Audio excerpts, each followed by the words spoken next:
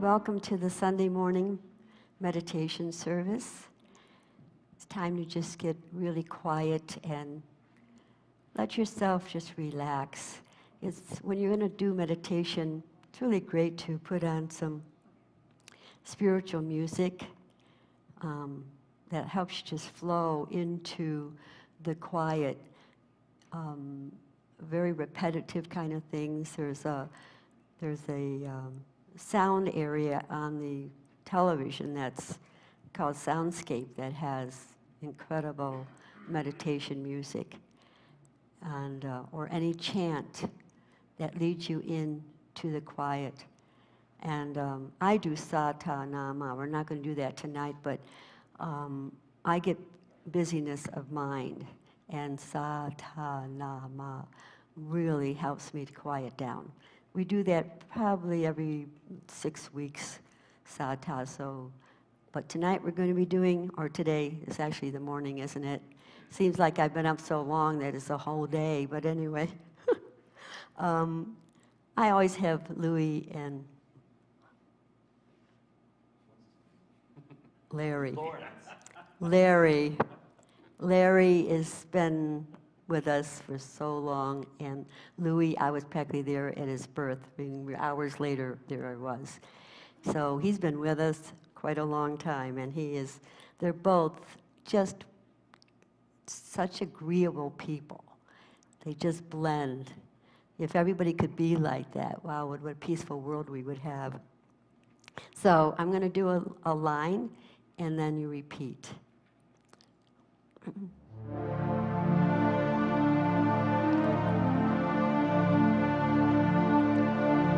Golden light in the candle flame.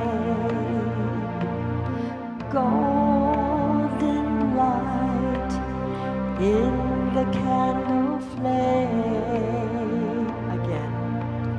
Golden light in the candle flame.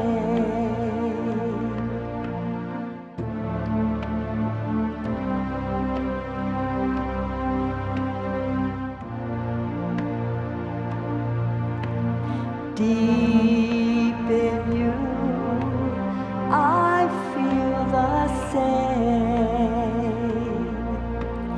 Deep in you, I feel the same. Again. Deep in you, I feel the same.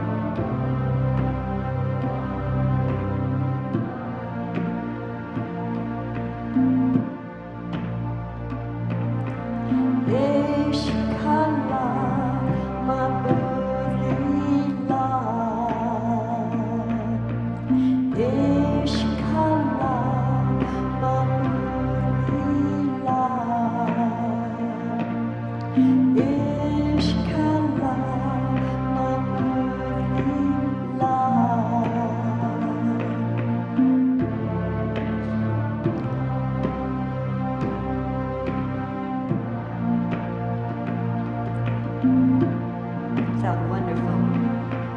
Golden light in the candle flame.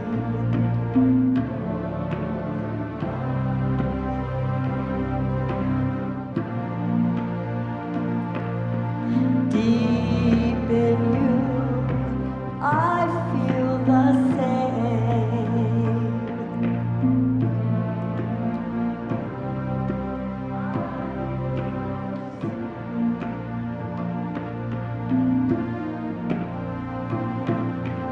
Open to the holy, holy beloved.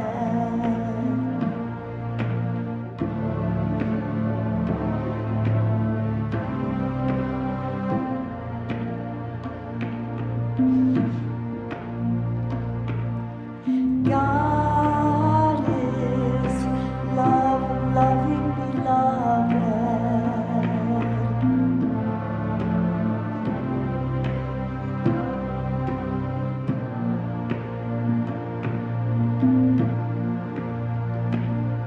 Beloved, beloved,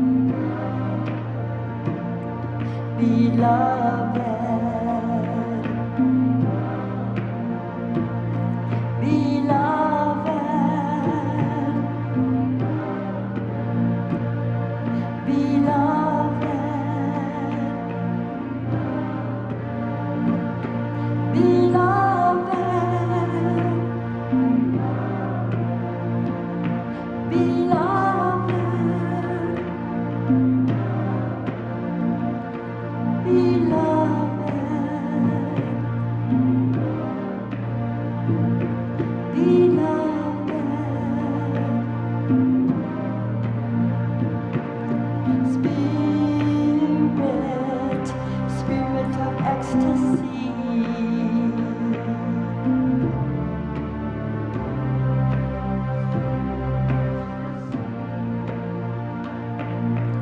We are one with beloved.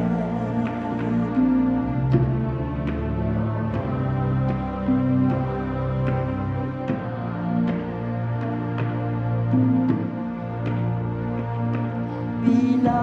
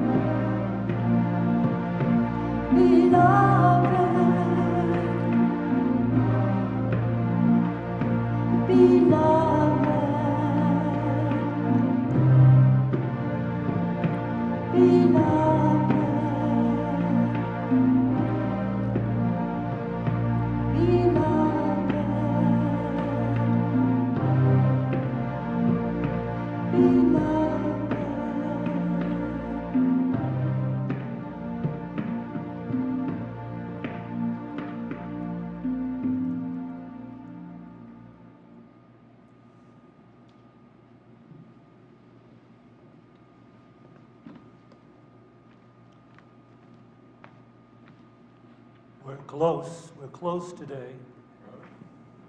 We're close to 40 people today, but let me count them. Horseshoes?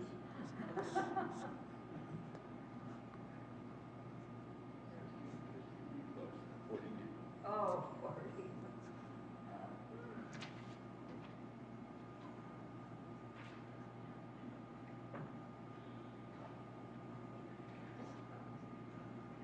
Oh, we're at 38 people.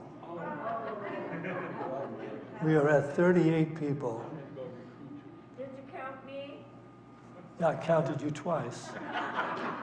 Just checking. All right, well, we're close. We're getting there. You know, after the service last week, someone came up to me with his checkbook saying, I will write you a check for $15 to you, not the church, but to you, if you show me the shirt. What a humiliating estimation of me. $15, I'm going to sell out this whole idea of the shirt. And so he followed me back to my office, and he got to my office, and said, I'll give you $17. And we haggled. We wound up with $22.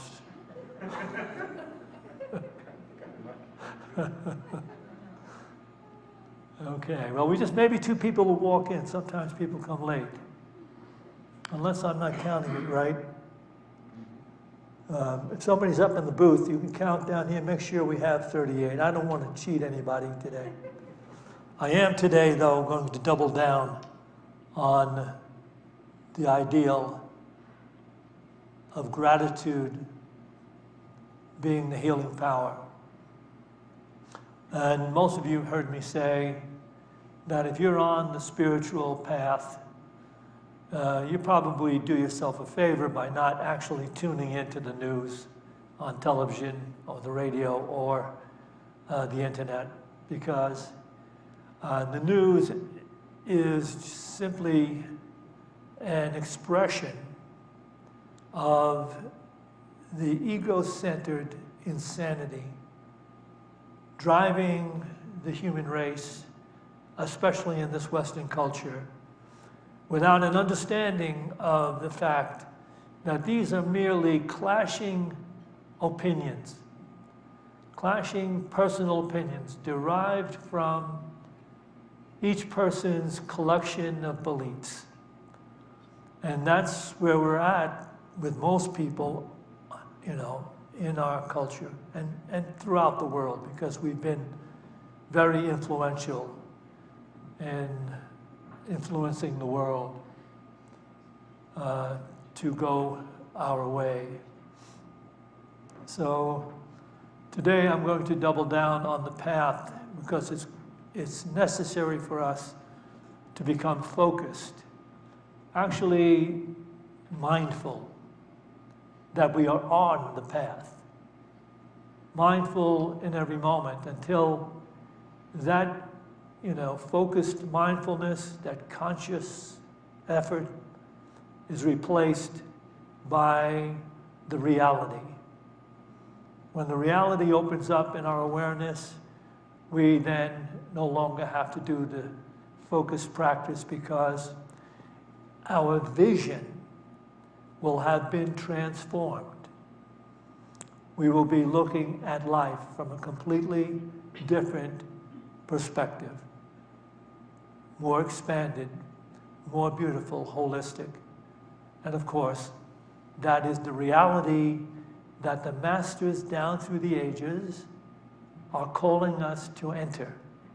That is the promised land, that is the kingdom of God, that is the Tao of life.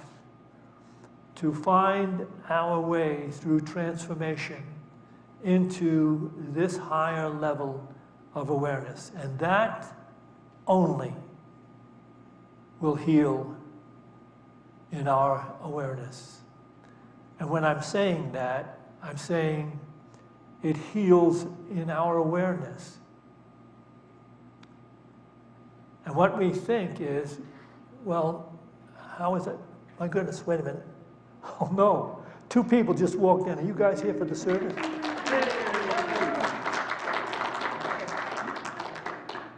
This is it.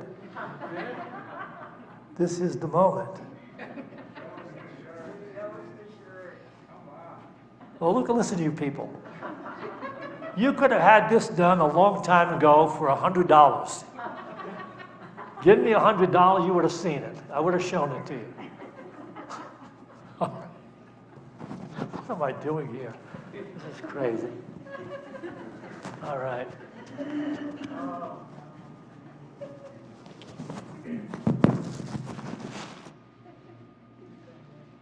On mic and everything. You guys are missing a really good service. The reason why I'm taking this off, I mean, I could just show you the shirt. But you will understand, you'll see what an amazing shirt it is. You'll see what an amazing shirt it is. But the miracle part of it has yet to be shown. Okay. That is the amazing shirt, and it is a miracle shirt. And I'd like to demonstrate it for you this morning, but should I? Go for it. Okay. These are Cossack shirts that I wear. And you should know that the Cossacks were like a fighting people. But if they had to, attack and first put on their shirts, it would be like hours. They would be overrun. They got their shirts on.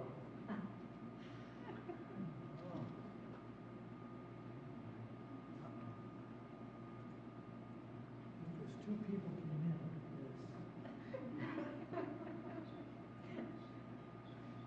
Now here's the miracle part of it.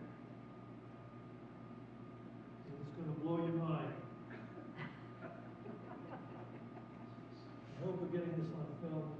Because I'm probably going to be fired doing this. This can go more easy.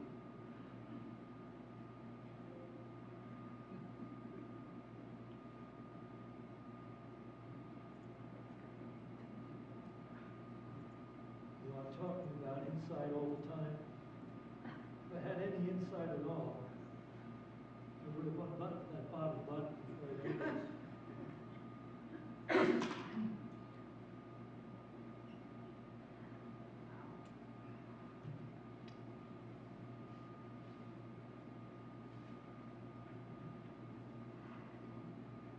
All right, now wait. I want you to just take a moment of silence, because when I turn around, and you see me with this shirt, you are going to be blown away, because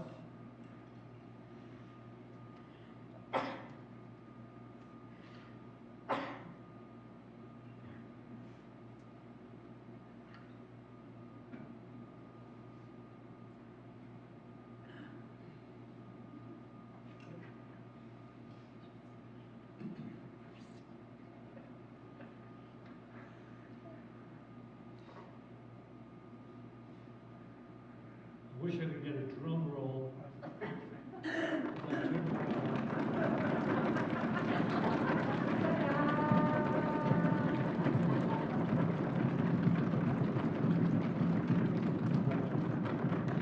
When I turn around, you will see, and you will not be able to deny, that I actually look 20 years younger.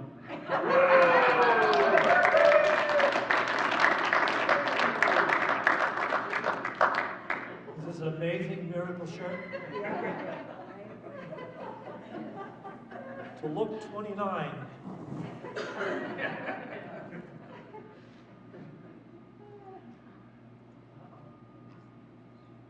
Oh, we want to mic up here.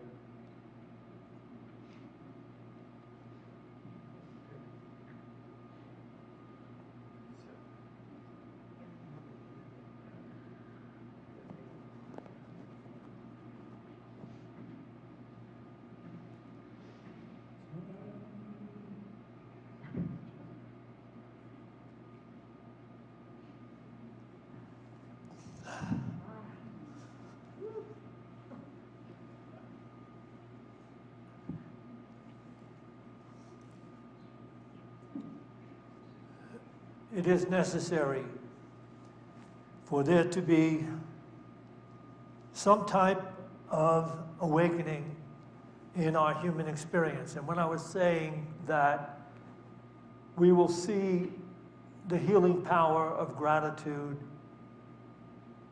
in our awareness throughout, we will have another vision of the world itself, more beautiful, harmonious, and joyful. How is that possible? It is possible because the paradigm we have been experienced or we grow up in is flawed. And that flaw has been built into the consciousness of humanity. Beyond that flaw is the divine awareness, or as it's referred to, the secret place of the Most High, or the vision of the blessed. Because, again, the whole is in every part. The part is whole, and the whole is in every part. It is not necessary for us to think in terms of bringing healing, the gratitude of healing, to the world. Take a close look at this. This was written by a person that spent close to 7 years writing A Course in Miracles, never receiving anything for it, never taking anything for it. Let's have that first PowerPoint, please. This is what every mind must ultimately embrace. You can read this in the text on page 415, paragraph 1. Projection makes perception. The world you see is what you gave it. Nothing more than that. But though it is no more than that, it is not less. Therefore, to you, it is important. It is the witness to your state of mind, the outside picture of an inward condition. As a man thinketh, so does he perceive. Therefore, seek not to change the world, but choose to change your mind about the world. Perception is a result and not a cause. And that is why order of difficulty in miracles is meaningless. Everything looked upon with vision is healed and holy. Nothing perceived without it means anything. And where there is no meaning, there is chaos. Can we take this back again, please?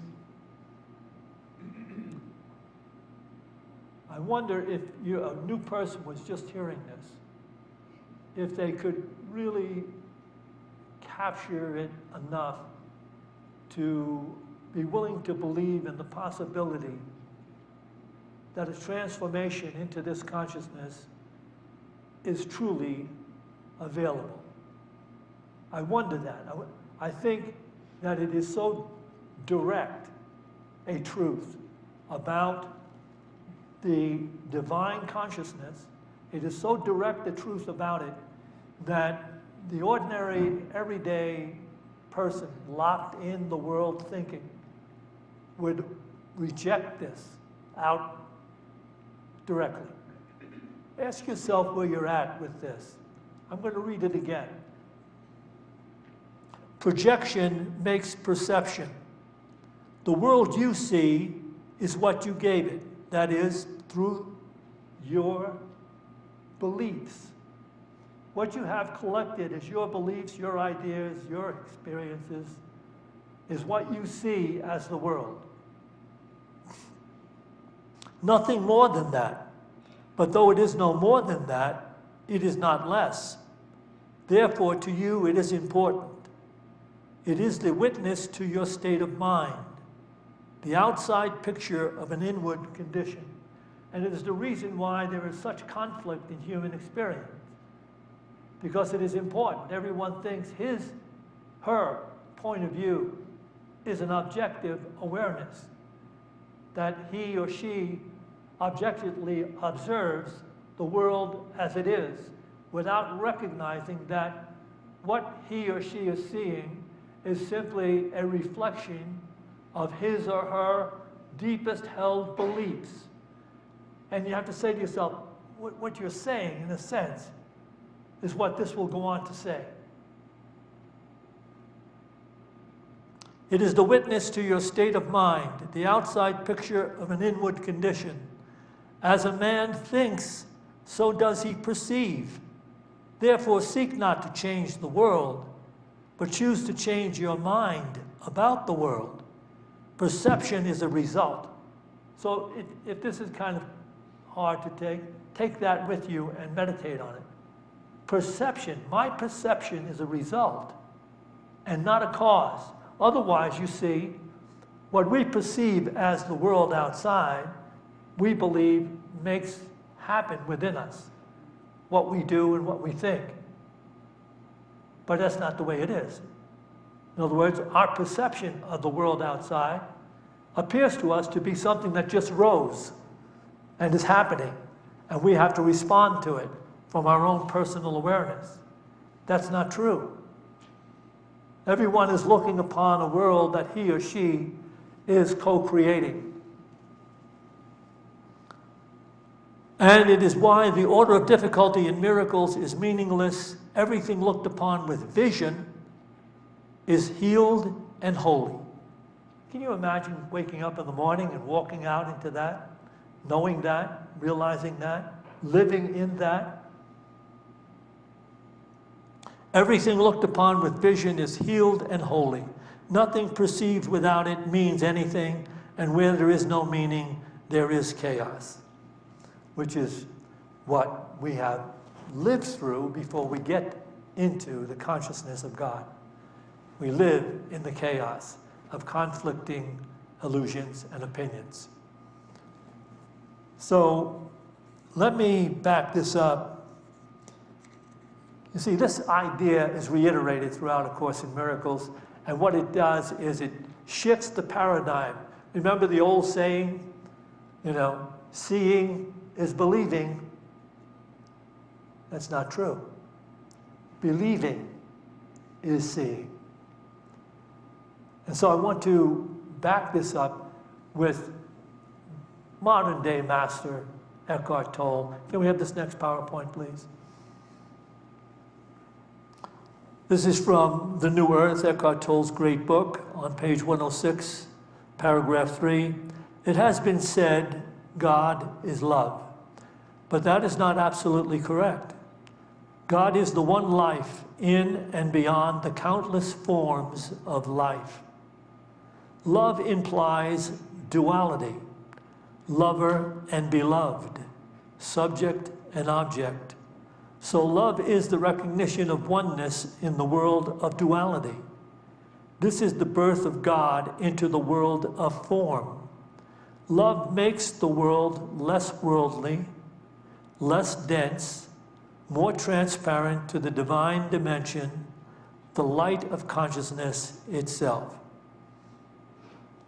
I can go over that again, but you don't have to have me go over it. You can see this truth being related in any of Eckhart Tolle's books. The Power of Now was the first that became the bestseller. And what I need to do, or what I'm here to do, guided to do possibly, is to dispel the trepidation people have at the thought of making this transformation in awareness. Because it seems to most people early on, and I know that I get this kind of feedback all the time, that it would take years dedicated to some type of mental, focusing, and certainly daily periods of meditation to get there. The true masters and A Course in Miracles do not subscribe to that conclusion. In fact, A Course in Miracles directly says that there are those who will spend almost a lifetime in contemplation and meditation, and they will achieve their goal because of the purpose, which is true. But that is not for any of you necessarily, for it can be achieved by opening your awareness to a perspective that you will hold as you live your life in the marketplace of your being. I'll give you an example of that. I had a friend, I have a friend, but I haven't seen him in a long time, who 20 years ago I introduced to the Course in Miracles. And he was living in a trailer park in Fort Collins, and he was taking the course. He didn't come down to the church. It was quite a distance to come, but every now and then he would show up, and whenever he showed up, he would complain about the difficulty in living these principles of truth espoused by A Course in Miracles, especially since he lived in the trailer park and he was close to the playground where they had their playground. And he said, it's impossible. I don't know what, it seems like there's kids in that playground 24/7. And I can't get to meditating without hearing all that noise and chatter and what's going on. Well, he finally decided to go into an ashram in California that he had read about, and through communication, I guess he was accepted to be able to go there and live in that ashram, which is totally spiritually oriented ashram, and it was for men only. So he was, he felt he could not accomplish what A Course was requesting, or at least sharing, without somehow or other being able to be in a more confined, more collectively focused community. And so he went to this ashram out in California, and he was in touch with me on and off. And here's what he found out in this ashram. It was somewhat Hindu-oriented. They had a guru that they just about worshipped. And they had built, beside their regular facility, they had built a special meditation place that was this round, beautiful, and they had the money donated for it, and it had like a wall, a 1.5 feet thick, in order to make it absolutely soundproof, so that you could go in there, and it was beautifully carpeted and ethereal, with beautiful ethereal paintings all around it inside, with just the right lighting. But what he said about it was that they could not keep birds from gathering in the roof. was owls and magpies, and they would chase them out and everything. They didn't want to hurt those creatures, but they would somehow have to get rid of them. And I don't know if we're going to get to the meditation. We did the shirt. Well, we got 40 people. Can we just not do the meditation? We'll ask them. Okay. I had to tell them, finish this idea. All right. So that in itself was disconcerting because you couldn't even go into that place and meditate without hearing the screeching and the scratching of creatures that had somehow found their way into this roof that was somehow or other. That was just above the ceiling in this meditation room. And not only that, but in the meditation room, they had a beautiful photograph, framed photograph, with the usual, golden beads around it. And they would have to put a plate of food before that guru, some kind of Hindu custom.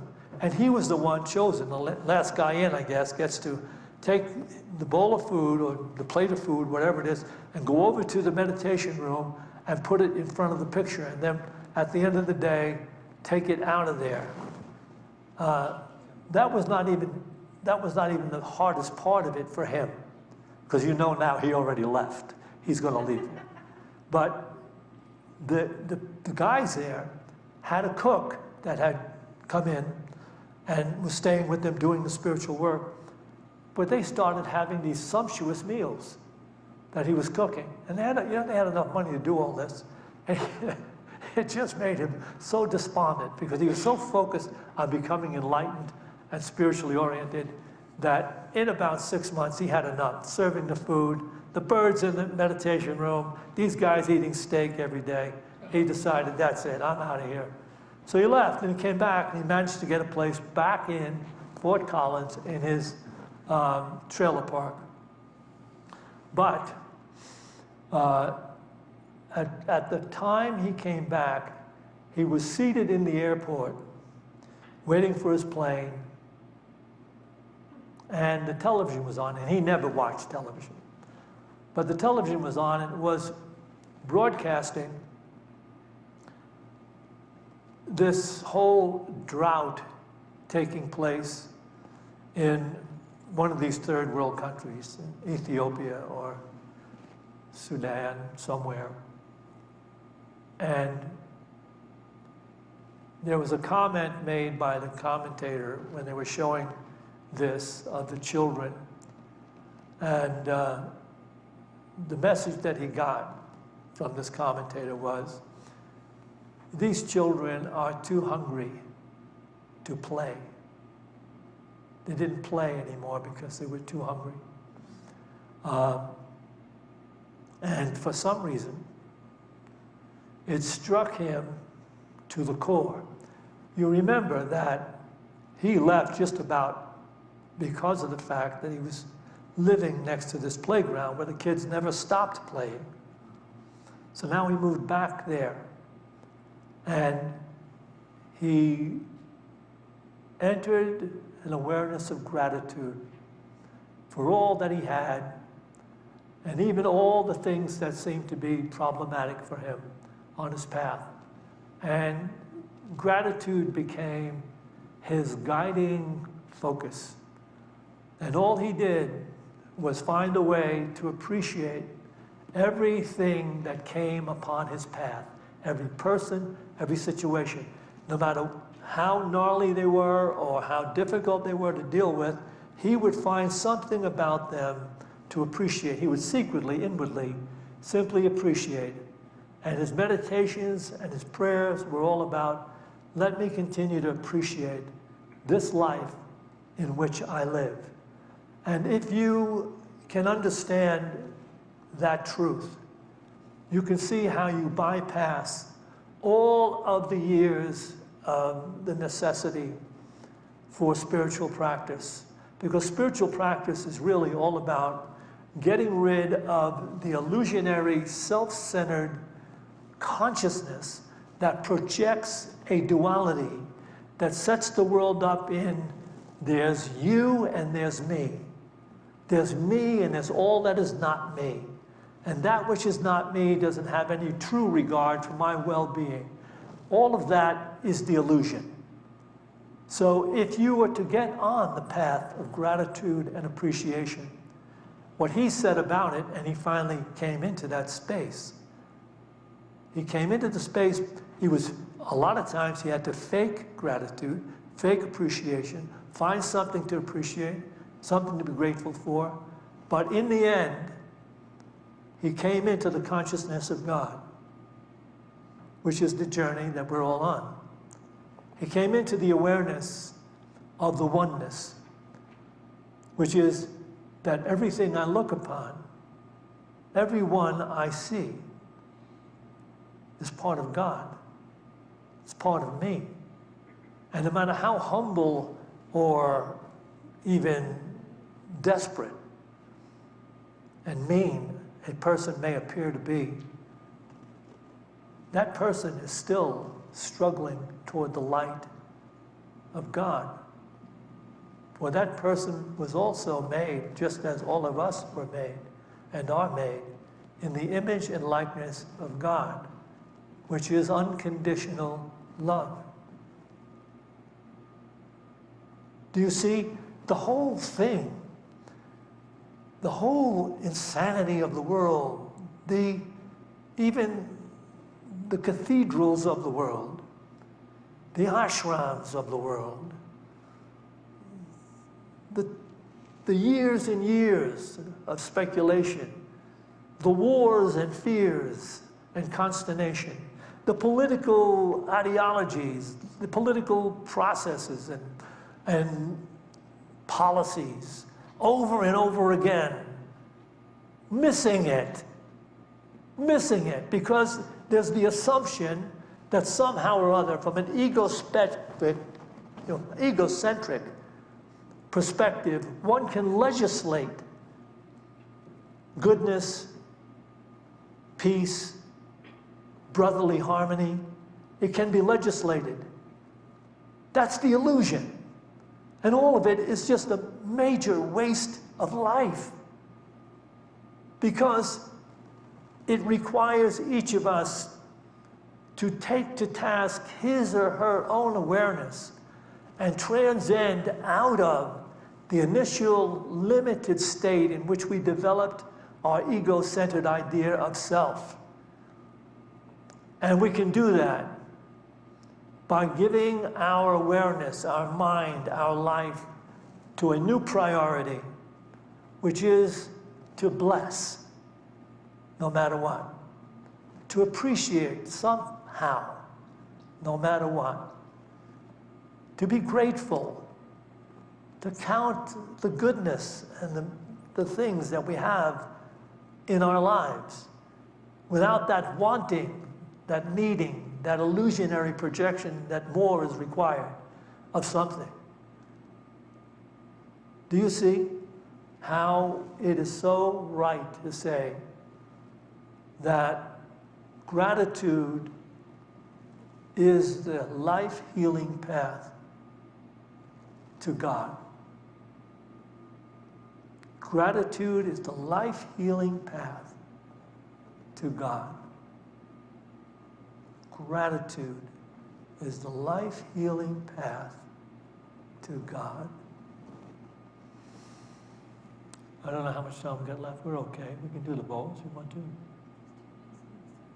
We're going to just go into the silence? All right. Okay.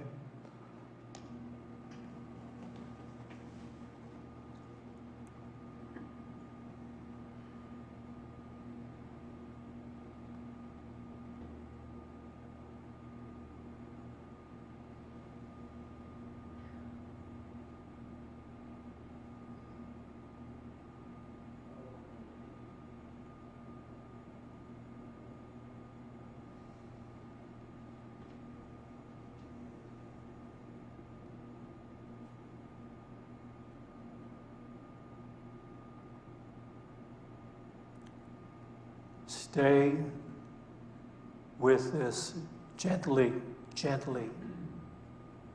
God is love. Love is life. I am God's life. I am.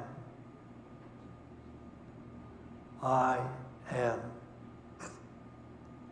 Breathing in the I, breathing out the M. God is love. Love is life.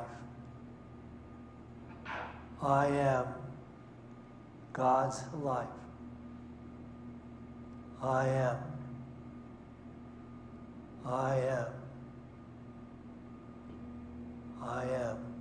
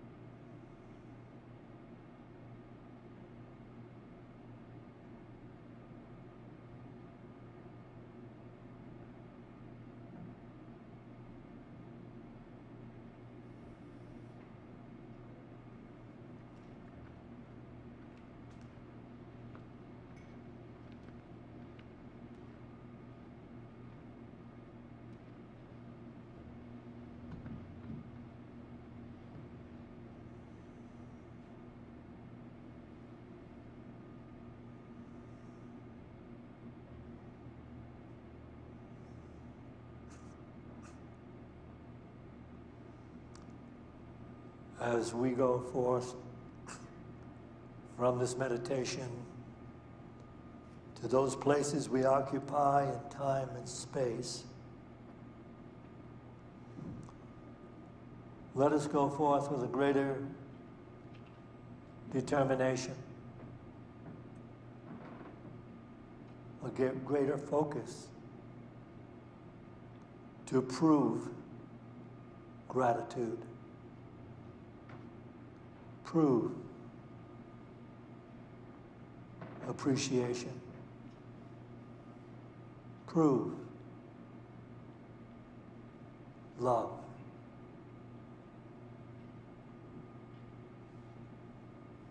And so it is.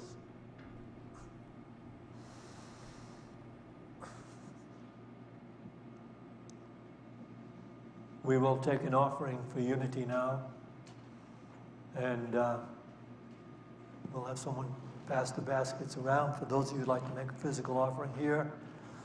And of course, we still have our dip jar where you can dip your credit card in the lobby and make a donation that way. Those of you online, you can scroll down to where it says donate and find the different ways to donate. And I want you all to know how we do appreciate your gifts, and that unity of Boulder, like every other unity, is autonomous in the sense that there is no mother church, there is no collected bank account where they see to the fact that that church is going to be taken care of. It doesn't happen. Unity churches close all the time. They simply either get to a place where the people attending support the church, or it goes out of business. That's the way it is. So as we bring our tithes into our minds and our hands, let's bless them with this offering statement. Divine love through me blesses and multiplies all that I have, all that I give, and all that I receive, because I give. And so it is.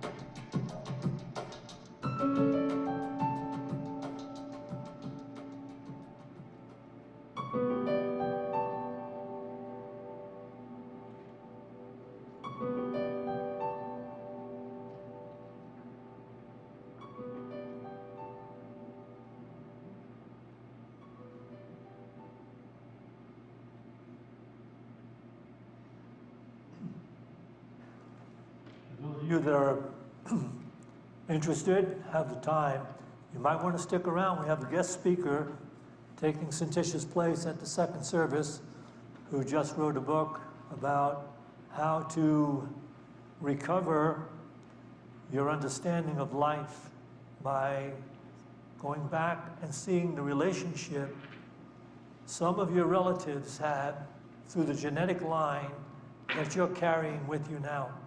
It's a really interesting way, an interesting pathway to enlightenment. And she does this whole thing. She gives classes on it. She's written a beautiful book about it.